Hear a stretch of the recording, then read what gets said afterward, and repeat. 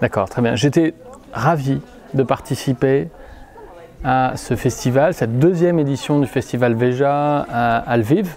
Je dois dire que c'était un grand moment de partage d'expérience, de partage de vision, de ce que l'architecture, l'urbanisme doit être pour une ville comme Lviv, mais aussi pour d'autres villes ukrainiennes, d'autres villes à l'étranger.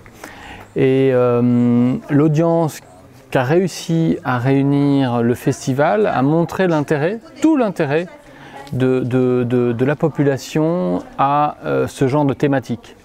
Et je crois que le futur du festival, il est tout tracé.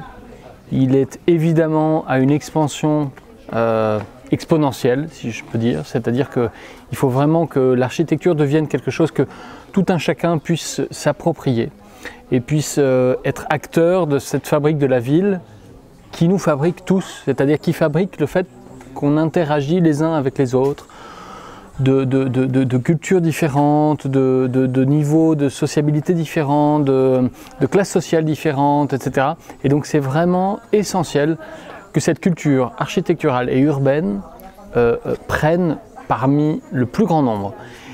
Et en tant que président de l'association Architecture et Maître d'ouvrage en France, je crois que c'est très important que ce festival puisse s'élargir peu à peu en amalgamant de plus en plus d'acteurs divers. C'est-à-dire qu'il faut absolument qu'on arrive à avoir des maires, il faut absolument qu'on arrive à avoir des promoteurs, qu'on arrive à avoir des gens qui sont des acteurs de tous les jours et qu'on les acculture à cette qualité architecturale, à cette qualité urbaine qu'on a tous envie de porter.